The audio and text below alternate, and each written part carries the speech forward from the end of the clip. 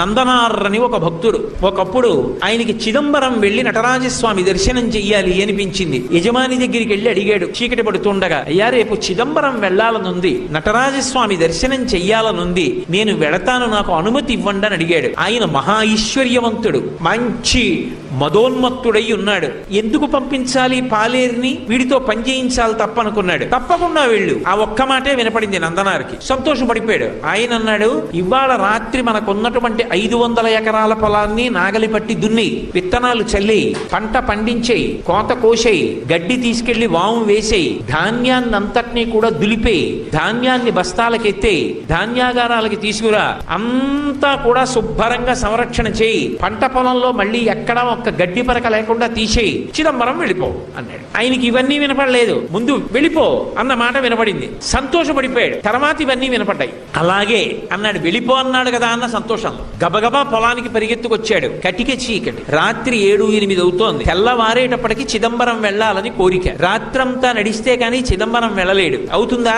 ఒక్కనాటికి అవధానం అర్థమైపోయింది. అయ్యో, చిదంబరం వెళ్ళమన్నాడన్న ఆనందంలో వచ్చేసానే, ఇప్పుడు నేను ఈ చీకట్లో ఈ పొలం ఎలా దున్నుతాననుకున్నాడు. ఒక్కసారి ఆకాశం ఆయన స్వరూపమేగా, పైకి చూశాడు. శివా నరిచి నిన్ను చూడకుండా ఉండలేనయా అని స్పృహ తప్పి పడిపోయాడు. ఆయన తలుచుకుంటే ఒక్కసారి సంకల్పం చేస్తే పంట పండేస్తుంది. కానీ తన భక్తుడు పడవలసిన కష్టం తాను పడాలనుకున్నాడు. కైలాసంలో కొడుకులిద్దరిని పిలిచాడు. విఘ్నేశ్వరుడు, సుబ్రహ్మణ్యుడు, ప్రమదగణాలు, పార్వతీదేవి అందరూ కలిసి భూమి మీదకి వచ్చారు. శంకరుడు స్వయంగా పంచె తీసి పైకి పెట్టి గోచి పోసి కట్టాడు, నాగలి పట్టాడు. ఆయన తలుచుకుంటే ఎంతసేపు భూమి దున్నేశాడు. పార్వతీదేవి విత్తనాలు జల్లింది. విఘ్నేశ్వరుడు కలుపు తీశాడు. సుబ్రహ్మణ్యుడు కోత కోశాడు. పంటంతా పండేసింది, తీసుకెళ్లి గాదెలో పోసేశారు. గడ్డివాం వేసేశారు. తెల్లవారుతోంది, ఇంకా 2 అవుతోంది. నందుణ్ణి లేపాడు. నందనార్ చిదంబరం వెళ్ళన్నాడు. ఎలా వెళ్ళను, ఎలా పంట అన్నాడు. పండేసింది చేర్చేశామన్నాడు. నీ యజమానికి చెప్పి వెళ్ళిపో అన్నాడు. గబగబా పరిగెత్తుకుంటూ యజమాని దగ్గరికి వెళ్ళాడు. నువ్వు చెప్పినట్టు పంట పండించానన్నాడు. తెల్లబోయాడు జమీందారు. లేచి వచ్చి చూశాడు, గాదెలో పంట ఉంది, గడ్డివా ఉంది, అన్నీ ఉన్నాయి.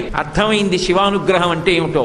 నందనార్ కాళ్ల మీద పడ్డాడు. నీ భక్తి నాకు అర్థమైంది నందుడా, వెళ్ళిపో చిదంబరానికి, నేను కూడా మారిపోయాను, ఇక పైన ఇలా ప్రవర్తించనన్నాడు. చిదంబరం వెళ్ళాడు. అర్చకులు ఆయన పట్ల చాలా కఠినంగా ప్రవర్తించారు. అగ్నిలో ప్రవేశించు, నీకు దేవాలయ ప్రవేశం చేయిస్తా ఉన్నారు. అగ్నిహోత్రాన్ని రగలిస్తే శివుడికి నమస్కారం చేసి అగ్నిలోకి వెళ్ళాడు. అగ్నిహోత్రం పుష్పమాల అయ్యి ఆయన మెడలో పడింది. శంకరుడి దగ్గరికి వెళ్ళి నటరాజస్వామిని చూస్తూ ఆనందపడిపోయాడు. ఆ సంతోషంలో చూస్తుండగా నందునిలో ఉన్న తేజస్సు వెళ్ళి నటరాజస్వామి యందు ఐక్యం అయిపోయింది.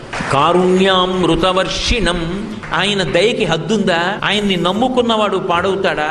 సర్వకాలముల యందు తన భక్తుణ్ణి కాపాడుకుంటూనే ఉంటాడు.